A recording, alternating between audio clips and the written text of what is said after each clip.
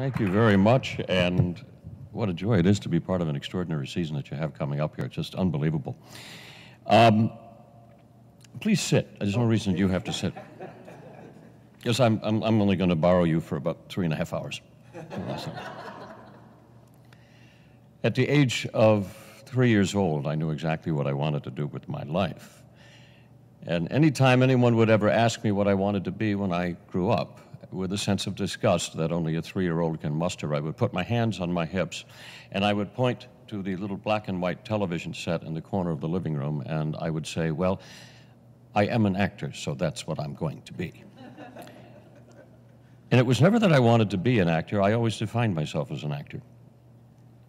At the age of 10,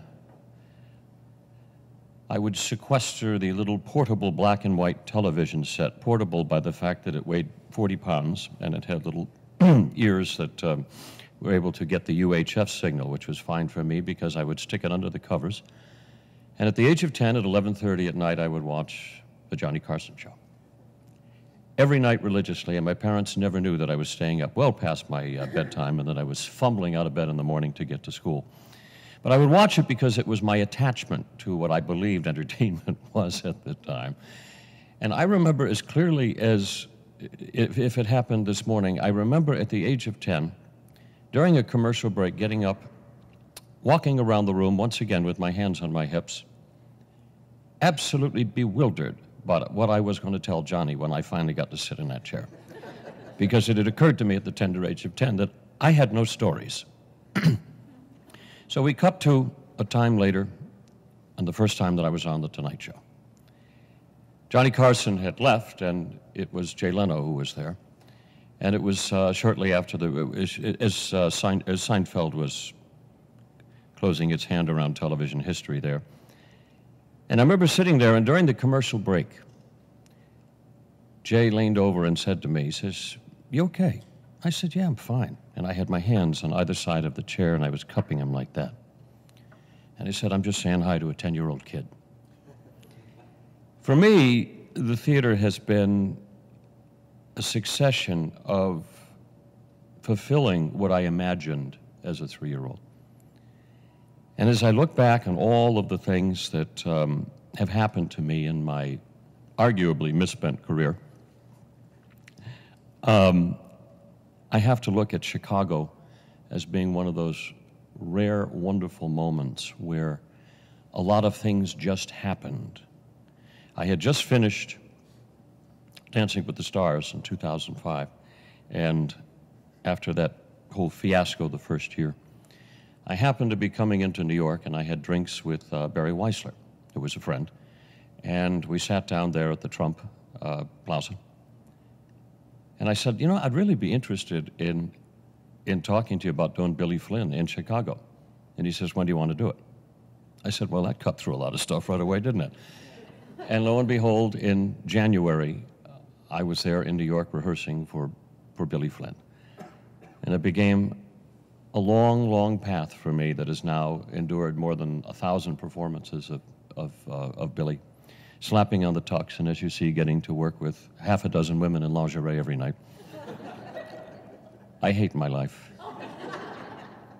But it's given me a thrill to take a character that I believe to be one of the great leading man roles still left in theater, and there aren't many, because as we have gone on, I really believe that we gradually give up our sense of elegance, and I'm sad to see it go, but I'm happy that Chicago preserves that sense of what a leading man is. It's been a joy to play him, because when you get to do something over 1,000 times, you begin to realize a complication and a complexity to the individual that you've been given the privilege of playing. People ask me how it is that I'm able to keep a role fresh after 1,000 performances, and my answer is very simple. I say one prayer every night before I go on stage. And I say, God, let me be surprised. That's all I say. Let me be surprised. So what happens is that it keeps me engaged in every moment of the show, without any expectation, without any pre-decided course of action on stage. So every night is a surprise to me. And I will tell you that every show that I've done, over the 1,000+ times I've done it, something else has happened on stage that night. And so I would say that Billy is 1,000 times more interesting now to me than he was when I started him back in 2005. As I said, regard him one of the great leading men, and it's been a joy to just take this otherwise monochromatic son of a bitch lawyer and turn him into something that I'm genuinely proud of. I'm particularly proud of this season because we have engaged, I believe, and I've had a chance to tour this all around the country since 2005, and I've done 3 different stints on Broadway with it, and will do many more. I think this is easily the best touring cast that we've had of this show that I have seen. I think our numbers bear us out in our revenues this year. I think the accolades bear us out. We have extraordinary reviews. It is just a cohesive company that elevates this wonderful musical to the best that it can possibly be. And I regard that this musical as one of the 5 great musicals, at least in my vision, in the history of Broadway. I was lucky enough not only to do the Broadway run back in 2005, but to come back a year later and do the 10th anniversary on Broadway. I did the 15th by myself. I plan to do the 20th and the 25th. And then walk off stage in my walker. But it's a role that stays with me. There are two characters that I keep as the arrows in my quiver and fire them across the bow every now and then. And the other one is King Arthur in Spamalot, whom I actually believe is J. Peterman just 1,000 years removed. But I'm extremely grateful to be here today, and I'll tell you why. I love touring this show. In fact, I love touring this show more than I love doing it on Broadway. Because when you travel the country, you find in these pockets of enormous interest in theater. And you were mentioning how, and so eloquently, how you are supported as one of the best subscriber bases in contemporary theater, and I think that's something that a community should be extraordinarily proud of. Because what it means for us is that instead of a long run on Broadway, which everybody hopes to be blessed with, is that you have the wonderful opportunity to tour the country to see places you might otherwise not have a chance to be in.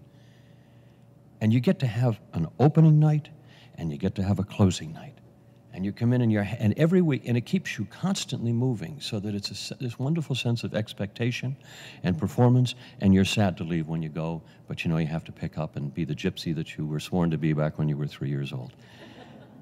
So it's a joy for me to be here, and I thank you so much, and if I can answer any questions about the show, or again, my misspent youth, I'll be very happy to. Are there questions? What do you Yes. like most about doing Chicago, and like most about Billy Quinn? I love, and I've said this on occasion, I love the sense of listening, having an audience engaged and listening to the quiet. Many actors will say that they love the idea of hearing an audience laugh. Not for me so much. I love the quiet because it means that I have done something significant enough to earn their respect that I will take care of them for the rest of the show so they don't have to cough or fidget nervously in their seat, that I will take care of them. And I think that's the most important part because I always say actors earn the right to be silent on stage. It's not a privilege. You get to earn that, and you have to. So I think it's the sense of silence and the pauses that I like most about it. And that's just a peculiar quirk of mine, but I do like that part of it. It's a sense of 3,000 people and feeling the energy of quiet, and it's a very engaging thing. You talked about your childhood. Where did you grow up, and what do you consider like your first paying acting job? How old were you then? Well, I never really grew up. That's I refer to myself as a New England boy because my footprints are all around the 6 states up there. I was born in Maine, grew up most of my life in Connecticut, mainly Connecticut, and then went to Providence College, where I was the only theater graduate my senior year. So consequently, I won the theater award. And I have lived all around. And before I finally went to New York, I went with a promise that I kept to myself, that I was going to be in New York by mid-September of 1981, and I kept that promise to the day. And I lived in a single-room occupancy hotel there on 79th and Amsterdam, which used to be the Hotel Lucerne. It's now a very, very expensive condominium with prices of about $2,000 a square foot. I lived in one of those square feet back then for $80 a week, and in a bathroom that had a shower curtain that looked like a bad bruise, on a king-size bed, a quarter of which was missing. I don't know how to explain that any more than it looked like someone had taken a huge bite out of it, and they had never bothered to replace the mattress. They just made it up over there. And from those rather shabby beginnings, I got my first show 48 hours after I arrived in New York by just walking up the wrong way of a fire escape to meet my girlfriend, who was just starting a show called Eternal Love. It was quite easily, and John Simon actually put that in print, the worst musical done in the 25 years of his memory between 75 and the year 2000. It was the Abelard-Eloise love story. So a 12th century musical, which of course had such toe-tapping numbers to it. The music was composed by a man whose only musical credit was that he had written a B-side for a Sinatra 45 back in 1959, which would lend you to think that he would be a shoo-in for a medieval musical composer.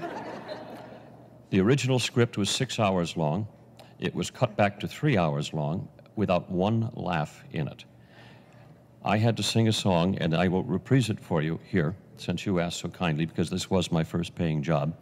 I played, because I happened to walk the wrong way up that fire escape, and they had fired one guy who was the second lead in the show there just before lunch, and so by the end of lunch, I had a show.